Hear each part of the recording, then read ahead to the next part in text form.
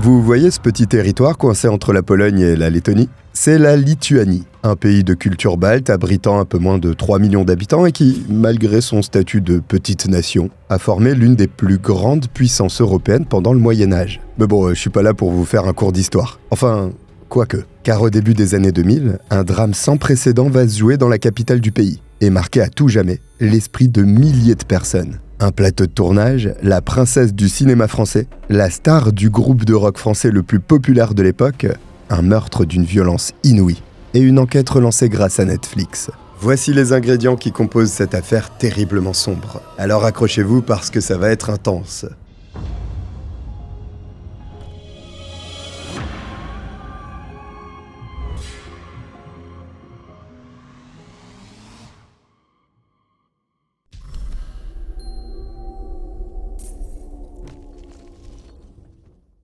Salut, c'est le Cogiteur, bienvenue pour cette nouvelle enquête criminelle qui a vraiment fait du bruit en France et pour cause, puisqu'elle implique une star de la chanson, comme vous l'avez deviné. Rapidement, n'oubliez pas de vous abonner si c'est pas fait, comme ça vous manquerez pas les prochains épisodes, et si vous voulez pas les manquer, vous pouvez aussi cliquer sur le lien en description, c'est le podcast sur Spotify, n'hésitez pas à mettre 5 étoiles, ça aide aussi. Bertrand Bruno Lucien Cantat. Un nom qui, ce 5 mars 1964, est encore très loin d'incarner cette voix puissante, rauque et habitée, qui fera du chanteur une véritable star 25 ans plus tard. Pour l'heure, le petit Bertrand n'est encore qu'un bambin, qui s'accroche au bras de sa mère, Danielle, une jeune institutrice. Son père, lui, est un ancien para, ayant servi en Indochine et en Algérie. Il est le petit frère de Xavier, 1 an, et sera grand frère à son tour 6 ans plus tard, lorsque la petite Anne viendra au monde. Gentil, respectueux, Bertrand est un féru de sport qui s'essaye à la fois au football, au squash, au tennis, à la course à pied et même à l'escrime. Une pratique qui lui vaudra d'ailleurs l'obtention d'une médaille de bronze au championnat de France des cadets. Et j'ai vérifié pour être sûr, il a pas fait de boxe. À côté de ça, c'est un élève exemplaire à l'école qui se passionne très tôt pour l'écriture et pour la musique. À l'âge de 13 ans, il commence à s'intéresser plus particulièrement au rock et à la poésie, dont il dévore des recueils entiers. Mais dès son arrivée au collège, le petit garçon sportif et brillant laisse peu à peu place à un adolescent révolté par le monde qui l'entoure. Il découvre la mode punk et ce rock bruyant et fascinant qui bouscule les codes de l'époque.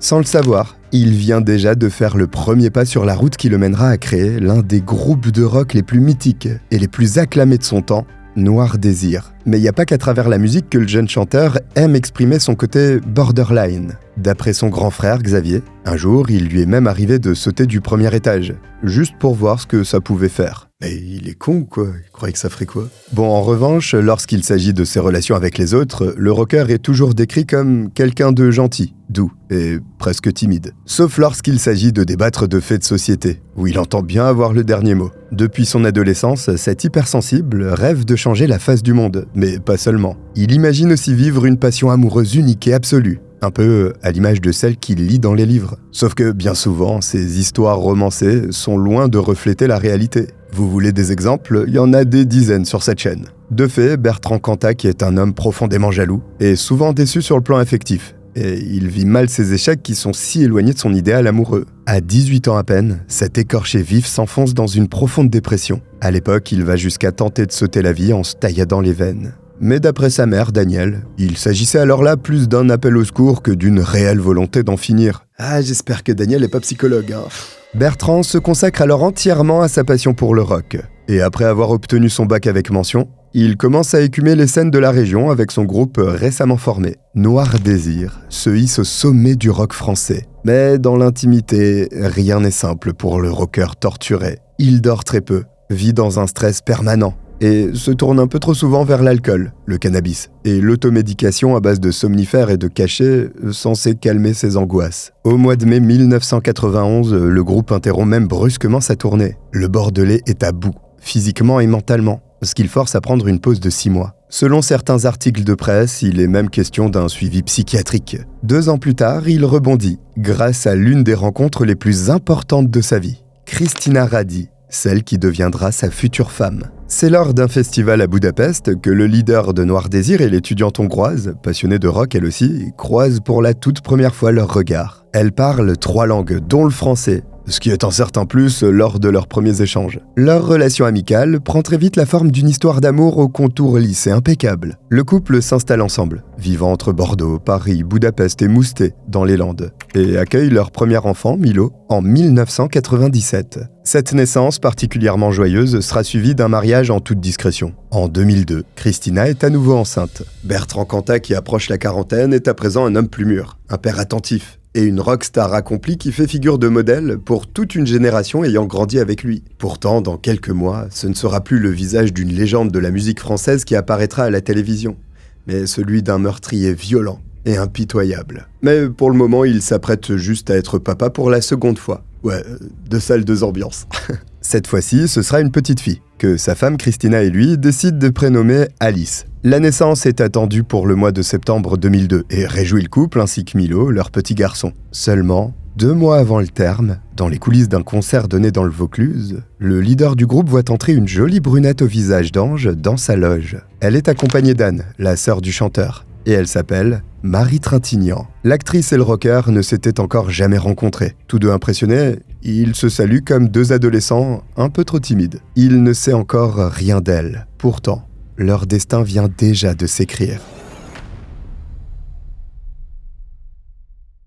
Marie naît 2 ans avant le chanteur à Boulogne-Billancourt. Elle débarque dans une famille de comédiens affirmés, puisque sa mère, Nadine, en est elle-même issue, et que son père, Jean-Louis Trintignant, est alors un jeune espoir du cinéma français. En tant que premier enfant du couple, elle est traitée en véritable princesse dès ses premiers jours de vie. Elle grandit et s'épanouit dans un univers privilégié et préservé du reste du monde. Quelques années plus tard, Nadine découvre avec enchantement qu'elle est de nouveau enceinte. La petite Pauline vient au monde le 4 janvier 1969 en Italie, comblant les Trintignant d'une immense joie. Malheureusement, cette période de bonheur va s'assombrir beaucoup trop vite. 9 mois après sa naissance, Pauline trouve la mort en s'étouffant avec son biberon. Le décès prématuré de sa petite sœur va profondément traumatiser Marie, alors âgée de 7 ans. Suite à cette tragédie, elle va se murer dans un silence total, et ce, jusqu'à l'adolescence. Mais en plus de ça, la fillette devient l'objet de l'attention permanente de ses parents, qui reportent tout cet amour perdu sur leur aînée, au point où ils ne se sentent même pas capables de la réprimander lorsqu'elle fait une bêtise. Terrorisée par l'école, Marie en est retirée très tôt, et ce sont ses parents qui prennent en charge son éducation. Le ciel des Trintignant finit tout de même par s'éclaircir un peu en 1973, avec la naissance d'un 3e enfant,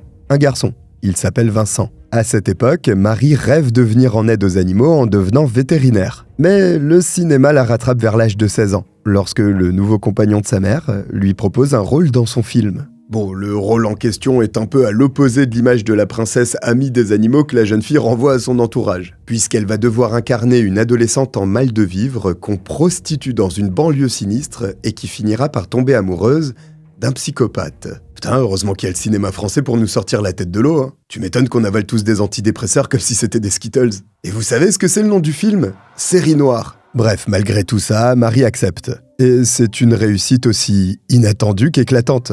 Ensemble, Marie et son partenaire crèvent l'écran. Surtout, c'est un véritable déclic pour l'adolescente, qui tire un trait sur ses rêves acidulés et décide qu'elle deviendra comédienne. Vient aussi l'heure des premiers amours pour la jeune actrice, notamment avec Richard Kolinka, de qui elle aura son premier fils, Roman. Leur histoire prend fin au bout de 3 ans, au profit d'une nouvelle relation, avec l'acteur François Cluzet, qui a bien ses bras et du chocolat. Les relations houleuses et compliquées se suivent et se répètent malheureusement au fil des ans. De toutes ces histoires d'amour inachevé, Marie Trintignant héritera de 4 fils, tous de pères différents, et de profondes blessures qui lui laisseront un dangereux penchant pour l'alcool et les stupéfiants. Finalement, elle épouse Samuel Benchetrit, un passionné de théâtre de 11 ans son cadet en 1997. Les jeunes époux partent s'installer dans sa grande et belle maison parisienne. Son 4e et dernier enfant, Jules, né de ce foyer enfin stabilisé qui respire le bonheur. D'ailleurs, Roman, son fils aîné, est très proche de son beau-père, avec qui il tisse des liens d'affection solides. C'est à cette époque que Nadine Trintignant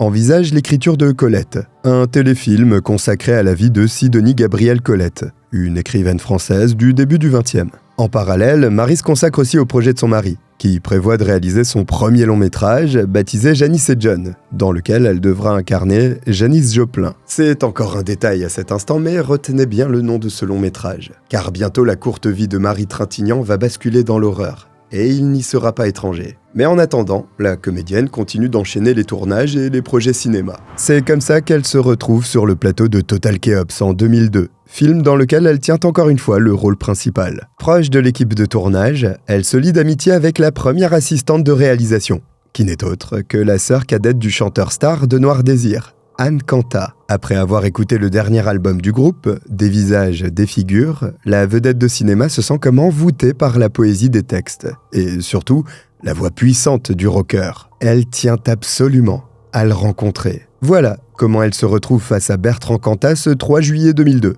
pour la toute première fois, accompagnée de la sœur de ce dernier. Les deux artistes sont alors sous le charme l'un de l'autre, mais ne le montrent pas encore. Marie réitère l'expérience du concert quelques semaines plus tard, toujours en compagnie d'Anne. Le charme opère à nouveau, si ce n'est plus. D'autant que sa relation avec Samuel, son mari, s'est un peu effritée entre la préparation du long métrage qui l'accapare, leur devoir de parents à la tête d'une famille recomposée, et le train-train quotidien. L'actrice a toujours beaucoup d'affection pour lui, mais ça ne va pas vraiment plus loin. De son côté, le leader de Noir Désir est aussi loin d'être libre. Il est non seulement marié, mais s'apprête en plus de ça à être de nouveau père. Mais là aussi, après 10 ans de vie commune, la relation n'est plus aussi vibrante et passionnante qu'à ses débuts. Au final, la rencontre entre Marie et Bertrand précipite la rupture des deux côtés. Sauf que la rockstar n'a pas l'intention d'abandonner son épouse avant la naissance de leur fille Alice. Grand seigneur. Alors, quand Marie l'invite officiellement à venir chez elle, dans le sud de la France,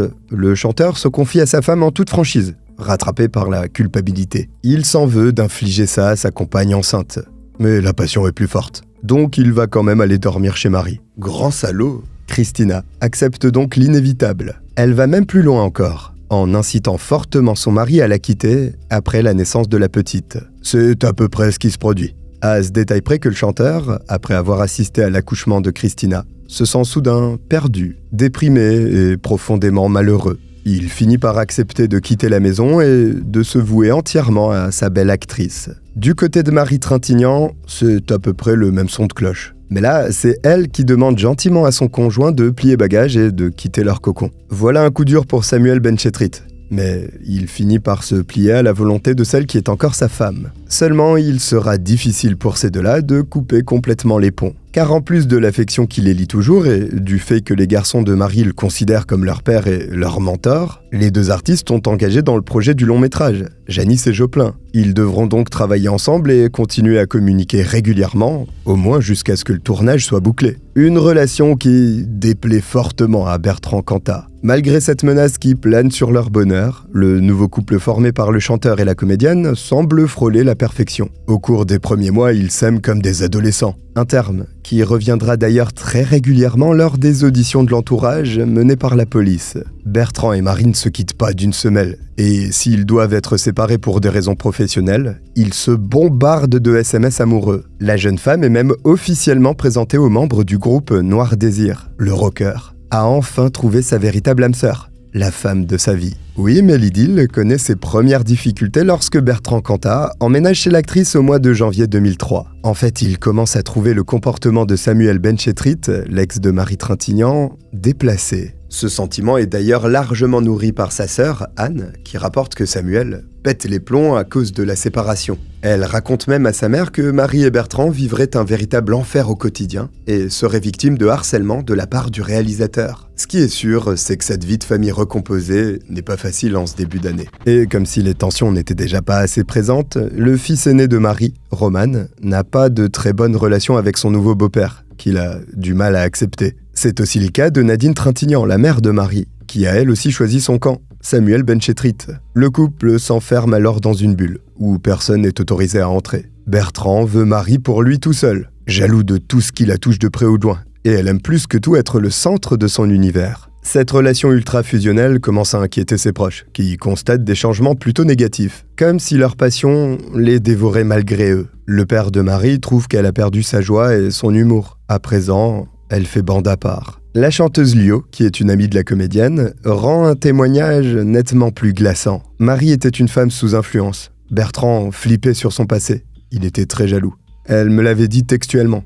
Elle envoyait des textos toute la journée pour le rassurer. Mais la mère de Bertrand Cantat a aussi son mot à dire. Pour elle, la comédienne est instable en amour. Elle en veut pour preuve le nombre d'hommes qu'elle a connus avant de tomber dans les bras de son rocker. Christina, toujours présente dans la vie du père de ses 2 enfants, remarque quant à elle que celui-ci a perdu beaucoup de poids et qu'il ne semble pas très en forme. Au mois de février 2003, un parfum d'exclusivité commence à planer dans l'air. Le chanteur de Noir Désir prend de plus en plus de recul avec son groupe pour passer un maximum de temps avec l'élu de son cœur. Mais entre la tournée à terminer, les 6 enfants dont il faut s'occuper de part et d'autre, et cet amour inconditionnel qui occupe toutes ses pensées, il n'a tout simplement plus le temps de souffler. En conséquence, Noir Désir décide d'annuler la tournée prévue en Chine. Cette décision va permettre à Bertrand Cantat de ne plus quitter une seule seconde sa jolie comédienne, notamment lorsqu'elle va devoir se rendre en Lituanie, où doit se dérouler le tournage du téléfilm Colette. C'est là-bas qu'il va commettre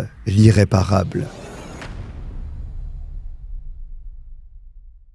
Le 25 mai 2003, le couple Cantat-Trintignant fait son arrivée à Vilnius, la capitale lituanienne. Fatigués, éprouvés par le rythme infernal de leur métier, mais aussi par la pression qu'ils s'imposent dans leur relation, ils apparaissent quand même toujours aussi fous amoureux et dépendants l'un de l'autre. Ils sont toujours collés ensemble. Durant les premiers jours de tournage, le chanteur de Noir Désir passe la majorité de son temps dans la caravane loge de Marie, tout en essayant de composer un peu. Mais autant dire qu'il s'ennuie à mourir. Tout son temps tourne autour de la comédienne qu'il passe des heures à attendre. Sur le plateau, il se montre très discret. La star du téléfilm, elle, paraît étrangement absente. En plateau 6 jours sur 7, du matin jusqu'au soir, elle oublie souvent de manger, ne s'accorde aucun répit. En fait, elle n'a qu'une hâte, que la journée se termine, pour aller s'isoler dans la bulle qu'elle s'est créée avec Bertrand Cantat. Seulement, c'est loin d'être tout rose entre Marie et lui. Et un mois plus tard, la fatigue se fait largement ressentir des 2 côtés. Le 20 juin, les 2 amants atteignent un premier point de rupture. Une violente dispute éclate dans la suite du Domina Plaza, où ils logent depuis leur arrivée. L'un des acteurs qui dort dans le logement juste au-dessus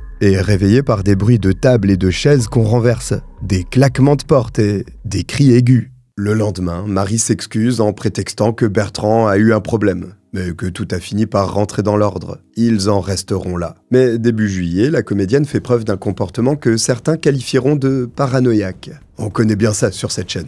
En apprenant que son fils, Léon, ne peut pas la rejoindre en Lituanie à cause de certains avis médicaux, elle se met à crier et à pleurer, persuadée qu'on va lui enlever son enfant. Du côté de Bertrand Cantat, l'épuisement général se traduit par un lumbago très douloureux. En plus de puissants anti-inflammatoires, il se fait aussi prescrire un anxiolytique. La chute s'amorce entre les 2 amoureux. À présent, Marie ne supporte plus que son compagnon fasse ne serait-ce qu'une allusion à son ex-femme, Christina, tandis que Bertrand ne tolère plus l'attitude de Samuel Benchetrit qu'il sent toujours trop présent dans la vie de l'actrice. Le couple se replie complètement sur lui-même les 10 jours suivants. Dans une tentative désespérée de satisfaire l'autre, ils se promettent chacun de ne communiquer avec leur ancien conjoint que pour le strict minimum. Mais si le rocker accepte de tirer un trait catégorique sur la mère de ses enfants, Marie, elle, hésite, ce qui va exacerber le pire chez lui. Il veut des réponses claires, et il les veut tout de suite. Alors, après avoir appelé sèchement Christina pour lui indiquer qu'ils ne communiqueront plus que par SMS au sujet des enfants, il se rend dans la caravane de Marie dans l'espoir qu'elle lui offrira la même preuve d'amour. Justement, elle vient de recevoir un nouvel SMS de son conjoint et le montre aussitôt à Bertrand. « Appelle-moi quand tu peux, rien de grave, juste pour le film ». A priori, rien n'aurait dû déchaîner la colère de Bertrand Cantat dans ce message dénué d'affection. Mais pendant que Marie s'absente brièvement, le doute assaille le chanteur. Il reprend le téléphone en main et découvre que le SMS se termine par « Ma petite Janice ». Ça, c'est comme un coup de poing en plein visage pour le leader de Noir Désir, qui réalise que son amour n'est pas partagé à la même hauteur par la femme de sa vie. Ce sentiment d'injustice se mélange à la déception profonde qu'il a toujours ressentie dans ses relations passées. La désillusion est brûlante. Mais cette fois-ci, elle se cumule à une série d'événements et un contexte éreintant qui vont le mener, d'ici quelques heures, à un vrai massacre.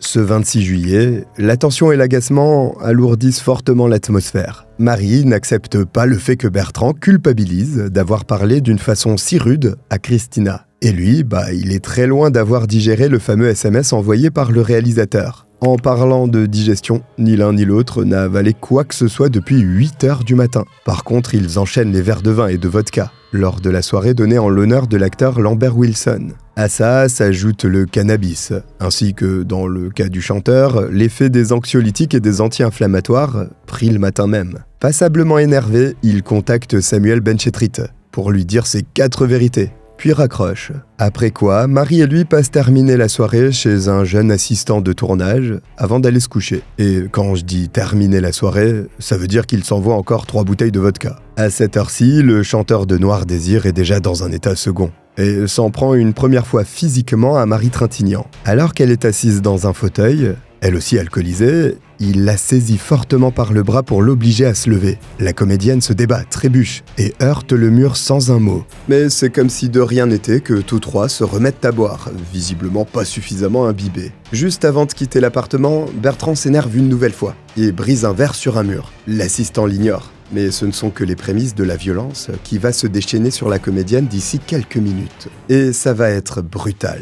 Conscient de l'état de ses convives, il prend tout de même le soin de les raccompagner à pied jusqu'au Domina Plaza, situé à un petit quart d'heure de marche. Il est quasiment minuit lorsque la porte du logement de Marie et Bertrand se referme. La comédienne n'en ressortira qu'au petit matin, dans un profond coma. Le rocker est toujours obsédé par la formule affectueuse qu'a employée Samuel Benchetrit. Il veut que la jeune femme admette qu'elle n'a pas été loyale avec lui.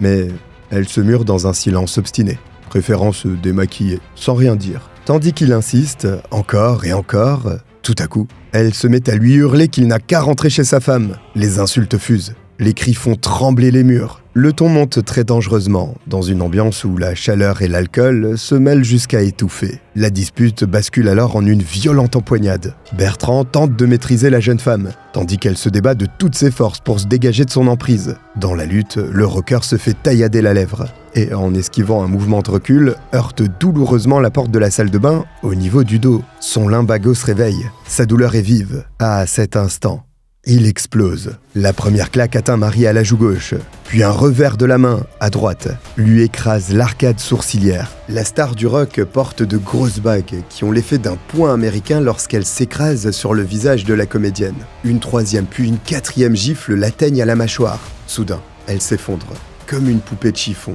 inanimée. Après les cris et les insultes, c'est à nouveau le silence qui flotte lourdement dans la pièce.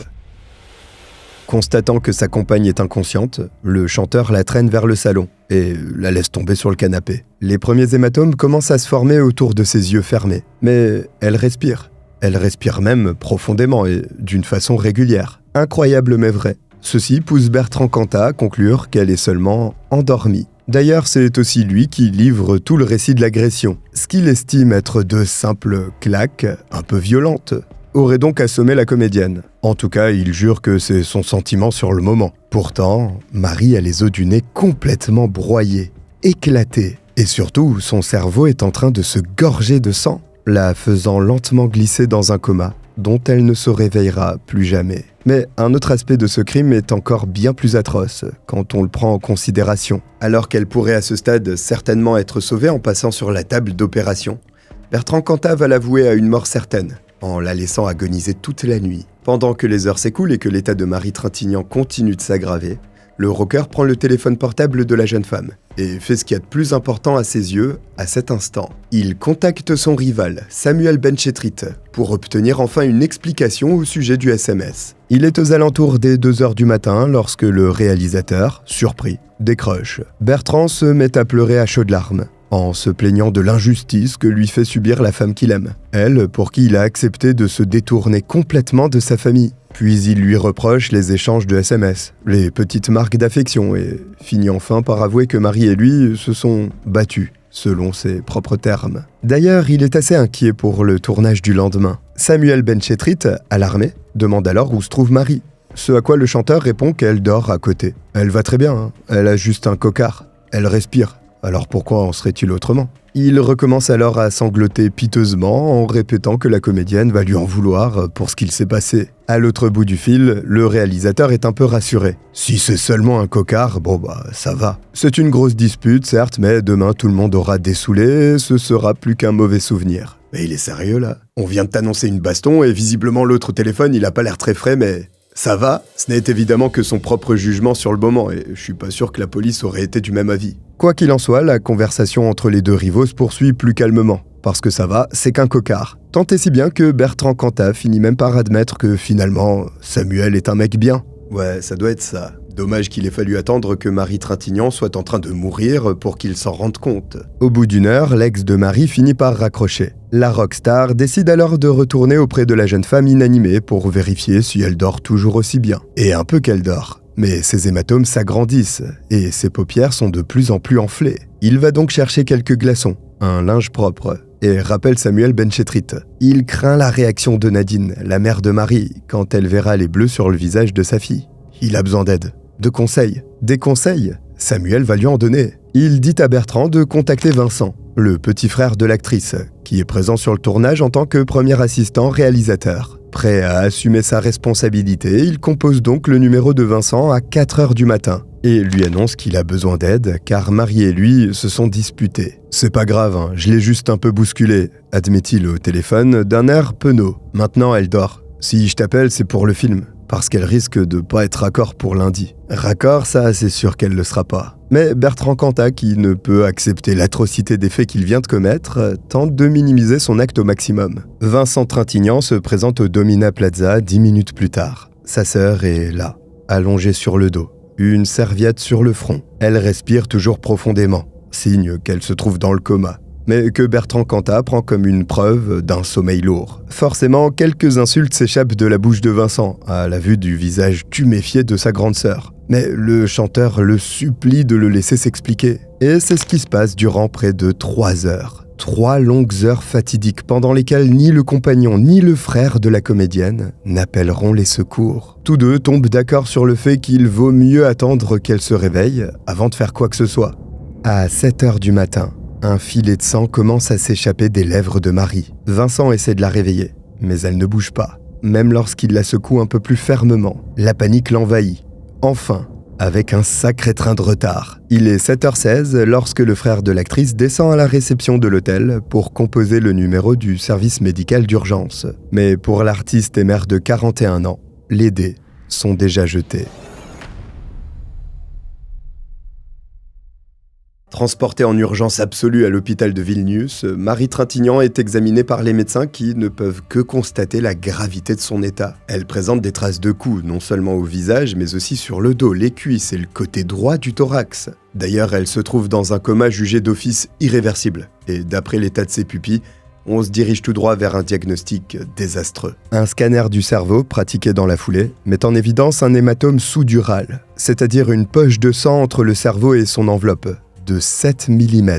Il s'est formé après que plusieurs artères se soient rompues. Autrement dit, le cerveau de la comédienne est en train d'étouffer. Dans ce genre de cas, si le patient n'est pas opéré dans les 4 premières heures, ses chances de survie sont réduites de 90%. Les médecins lituaniens vont tout de même tenter le tout pour le tout grâce à une intervention de la dernière chance. Malheureusement, comme le redoutaient les spécialistes, le miracle ne se produit pas. Marie Trintignant décède 5 jours plus tard, le 1er août 2003, après avoir été rapatrié en France. Le chanteur, lui, reste en Lituanie, où il est entendu dans le cadre de l'enquête. Celle-ci, d'ailleurs, démarre plutôt mal. Parce que, même si Bertrand Cantat admet très vite être l'auteur des claques qui ont envoyé sa compagne aux urgences, une femme de ménage du Domina Plaza s'active le jour même pour faire un peu de rangement dans la suite qui a été laissée sans dessus-dessous. Il n'y aura donc pas de scène de crime à proprement parler, ce qui veut dire pas d'indices à relever, ni de preuves à exploiter. Dommage, car l'analyse des lieux aurait pu mettre beaucoup de choses en lumière. Mais avant ça, et avant même que les policiers lituaniens ne lui mettent la main dessus, le leader de Noir Désir retourne s'enfermer dans la chambre du Domina Plaza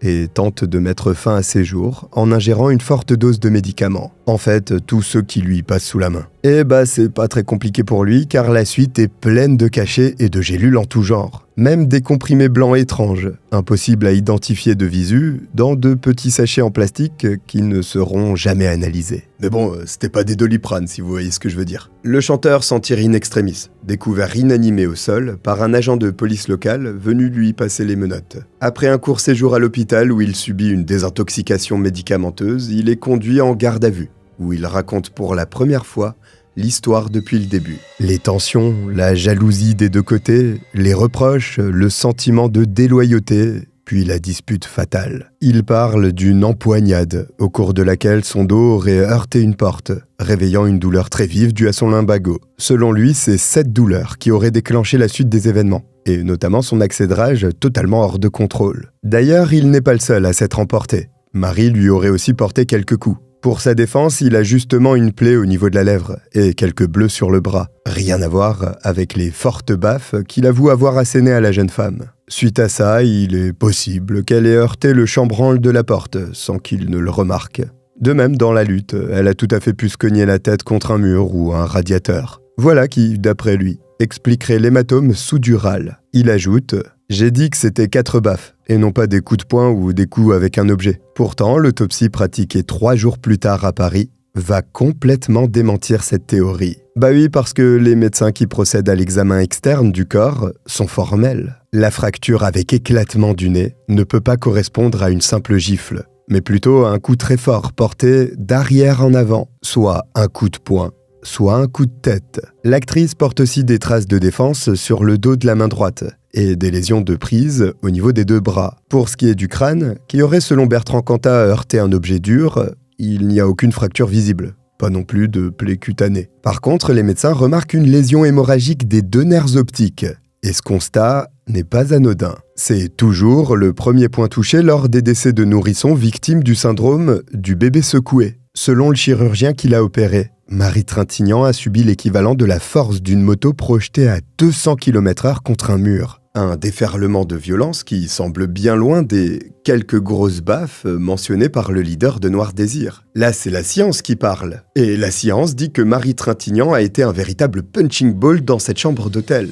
La nouvelle du décès de la comédienne et de l'arrestation du rocker star traverse rapidement les frontières pour se placer en une des informations à la télévision française. Cette tragédie divise et déchaîne les passions, entre mouvements féministes et fans du chanteur de la première heure qui sont dévastés par le choc de cette nouvelle. Et même si c'est la police lituanienne qui est chargée de mener l'enquête, la brigade criminelle du 36 quai des Orfèvres est aussitôt missionnée pour faire discrètement la lumière sur cette tragédie. Dès que l'équipe de tournage est de retour sur le territoire national, ils sont donc soumis à des nouvelles auditions. Tous évoquent une union fusionnelle, une osmose excessive entre Marie Trintignant et Bertrand Cantat, mais aussi, dans les derniers jours, de fortes tensions. Le SMS de Samuel Benchetrit est l'allumette qui aurait mis le feu aux poudres. En parallèle, on tente quand même de savoir si Bertrand Cantat a déjà eu des antécédents de violence, notamment avec celle qui est toujours sa femme, Christina Radi. Entendue à son tour, elle défend pourtant le père de ses enfants becs et ongles. Jaloux, colérique et entier,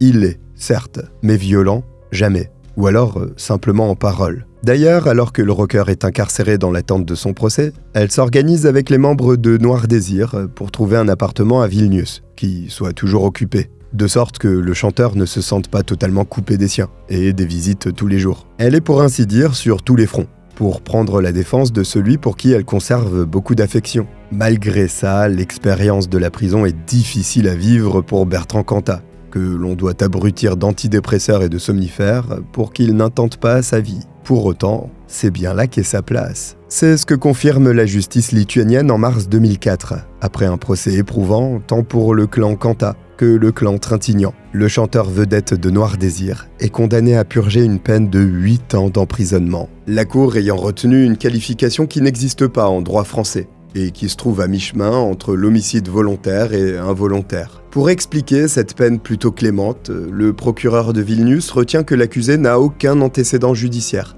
et aussi que ses regrets semblaient sincères. Une dernière faveur est accordée au rocker, purger sa peine en France, près de ses amis, de ses enfants et de Christina. Mais surtout, en France, il pourra bénéficier du jeu des remises de peine pour bonne conduite, qui n'existe pas en Lituanie. Ce qui peut lui faire espérer une remise en liberté après seulement 4 ans d'emprisonnement. Le voilà donc de retour sur sa terre natale le 28 septembre 2004, date à laquelle il quitte Vilnius sous escorte policière. Comme l'espérait son avocat, il est libéré après avoir passé 4 ans dans le bâtiment des détenus de confiance de la prison du Muret, à Toulouse. Et ce, malgré l'opposition féroce de Nadine, la mère de Marie Trintignant. Bertrand Cantat est donc placé en liberté conditionnelle. Évidemment, l'affaire ultra médiatisée du meurtre de la comédienne aura eu raison de Noir Désir, qui n'y survit pas. En plus, l'opinion populaire est nettement partagée, et certains groupes féministes font entendre leur voix pour que personne n'oublie de quoi le chanteur s'est rendu coupable,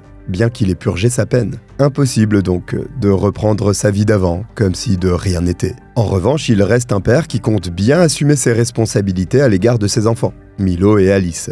Et pourquoi pas retrouver Christina? Mais il pourra pas se permettre le moindre faux pas, car dans ce cas, le juge d'application des peines le renverra en prison en moins de temps qu'il ne faut pour le dire. Il lui est également strictement interdit de s'exprimer sur le meurtre de Marie dans les médias. Il est aussi contraint de suivre un traitement psychothérapeutique et de se plier aux convocations judiciaires. Hormis ça, il peut faire ce que bon lui semble. Les premiers mois de sa libération conditionnelle se passent essentiellement dans sa maison des Landes, où il reconstruit doucement une relation de couple avec Christina et s'occupe de son fils et de sa fille. Mais l'histoire n'est pas terminée, car en réalité, ce n'est pas parce qu'elle prenait la défense de son mari que la belle Hongroise ne songeait pas, elle aussi, à reconstruire sa vie. Ainsi, pendant que Bertrand Cantat était détenu au Muret, elle a entamé une relation avec un horticulteur de la région. Tout se passait pour le mieux, jusqu'à ce que le chanteur retrouve la liberté. D'après un proche de Christina qui a souhaité conserver l'anonymat, la rockstar exerçait un pouvoir d'attraction phénoménal sur la mère de Milo et Alice. Et il s'en est servi pour la reconquérir, n'hésitant pas à la harceler pour qu'elle rompe jusqu'à obtenir ce qu'il voulait. Tout à coup, c'est un peu moins glorieux. Sauf que le temps qui passe agit exactement de la même façon que la première fois. Car 2 ans plus tard, le couple formé par Bertrand et Christina s'est à nouveau éloigné. La seule chose qui les lie encore, ce sont les enfants dont ils s'occupent ensemble. Sauf qu'en 2009, la jeune femme entrevoit un nouvel espoir de bonheur lorsqu'elle fait la rencontre d'un certain François Sobadu lors d'un déjeuner professionnel. Le coup de foudre, immédiat, devient rapidement une histoire passionnée. Honnête et transparente, Christina informe Bertrand de sa nouvelle situation amoureuse. En réponse, l'ex-star de Noir Désir se met à assaillir ce nouveau rival de SMS et de coups de fil, au travers desquels il informe François du fait qu'il ne laissera pas sa belle Hongroise lui échapper une nouvelle fois. Et d'après l'amant, il n'est pas le seul à subir ce genre de harcèlement. Il comprend qu'en réalité, Christina est complètement terrorisée par Bertrand. Celle qui prenait fait et cause pour le chanteur 6 ans plus tôt, lui aurait même parlé de violence physique, de torture psychologique et de chantage affectif. Comment expliquer un tel changement si, comme elle l'a toujours affirmé, son mari ne s'était jamais montré violent auparavant? La réponse à cette question va malheureusement rester un mystère. Mais dans la soirée du 3 juillet, elle laisse un long message vocal glaçant à ses parents. Quelque chose de très bien aurait pu m'arriver, mais en l'espace de quelques secondes, Bertrand l'a empêché et l'a transformé en vrai cauchemar. Hier, j'ai failli laisser une dent. Il a attrapé mon téléphone, mes lunettes, il m'a jeté quelque chose. Mon coude est complètement tuméfié. Un cartilage s'est même cassé. Avec Bertrand, nous avons décidé de revivre ensemble puisque, n'est-ce pas, il est à nouveau amoureux de moi et qu'il ne peut vivre sans moi. Tout ça, ce serait très bien si on pouvait vivre avec lui, mais c'est impossible. J'ai essayé. Avec un peu de chance, si j'en ai la force et qu'il n'est pas trop tard, je déménagerai dans un autre pays et je disparaîtrai simplement. Car je dois disparaître. À plusieurs reprises déjà, j'ai échappé au pire. Bertrand est fou. Il croit que je suis le grand amour de sa vie et que, mis à part quelques petits dérapages, tout va bien. Dans la rue, bien sûr, tout le monde le considère comme une icône, comme un exemple, comme une star. Mais quand il rentre à la maison, il me fait subir des choses horribles devant nos enfants. Elle termine par ces quelques mots. Voilà, c'est tout. J'espère qu'on pourra s'en sortir. J'espère aussi que vous écouterez ce message. Vous aurez au moins une preuve que... Des preuves, il y en a. Le message est plus qu'inquiétant. Il est même terrifiant, et s'il était porté à la connaissance du juge d'application des peines, il vaudrait à Bertrand Cantat un renvoi direct derrière les barreaux. Sauf que personne ne va intervenir. Les parents de Christina, évidemment très inquiets lorsqu'ils écoutent leur répondeur, contactent aussitôt leur fille. Ils la revoient même sans Bertrand, lors d'un voyage en Hongrie un mois plus tard.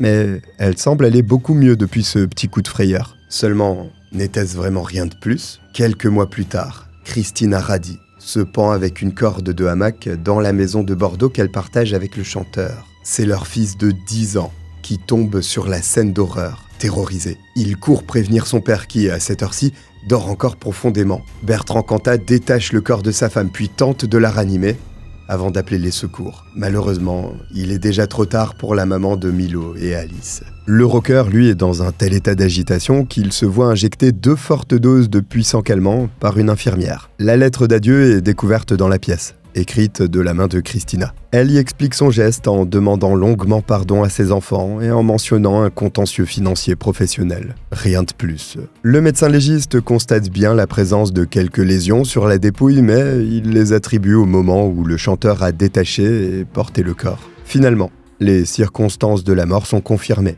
La jeune femme s'est bien elle-même ôté la vie. L'enquête est donc classée sans suite, malgré le long et effroyable message qu'elle avait laissé à ses parents seulement 6 mois plus tôt. Pourtant, à cette même époque, Christina Radi a bel et bien été prise en charge au service d'urgence d'un centre hospitalier après une très violente altercation avec Bertrand Cantat. Ce n'est d'ailleurs pas la première fois. Dans son dossier médical, le médecin qui l'examine note cette fois-ci qu'elle porte de nombreux hématomes et qu'elle a aussi subi un décollement du cuir chevelu. Ce soir-là, terrifiée et en pleurs, elle refuse pourtant catégoriquement de porter plainte, dans le but de préserver ses enfants. Car ce qu'elle craint par-dessus tout, c'est que son fils et sa fille deviennent des victimes collatérales dans cette histoire. Elle affirme elle-même que son compagnon serait tout à fait capable de s'ôter la vie si elle prenait la décision de le quitter, ce qui priverait à tout jamais Milo et Alice de leur père. Grâce à cette omerta, aux yeux de la justice, la vedette du rock français ne porte donc pas la moindre responsabilité dans ce drame. En tout cas à cette époque, car l'apparition du documentaire Netflix de Rockstar à tueur, le cas Cantat, vient tout juste de changer la donne. Diffusée en 2025, cette mini-série a en effet mis au jour de nouveaux témoignages qui n'apparaissaient pas dans les anciennes procédures, notamment celui d'une intérimaire du centre hospitalier ayant pris en charge Christina, et qui a pris la lourde décision de briser le secret médical. Ce documentaire a donc fortement incité les procureurs à rouvrir le dossier pour d'éventuels faits de violence volontaire qui auraient pu précéder la mort de la femme de Bertrand Cantat, et même la pousser au pire. Si aucune mise en examen n'a encore été prononcée à ce jour, le chanteur adulé des Français pourrait bien une nouvelle fois se retrouver dans le viseur de la justice pour un deuxième crime. Voici pour cette affaire française un peu différente et qui vient d'être relancée en quelque sorte. Et n'oubliez pas, vous n'êtes pas seul, alors si vous vous reconnaissez même un peu dans cette histoire, il y a le 3919 qui est un numéro gratuit en France pour vous venir en aide. Moi je vous laisse là, si vous êtes arrivé jusqu'au bout, écrivez Netflix en commentaire, n'oubliez pas de liker, de vous abonner, n'oubliez pas le podcast Spotify avec le lien en description. Je vous remercie de m'avoir regardé, je vous dis à très vite. Bye.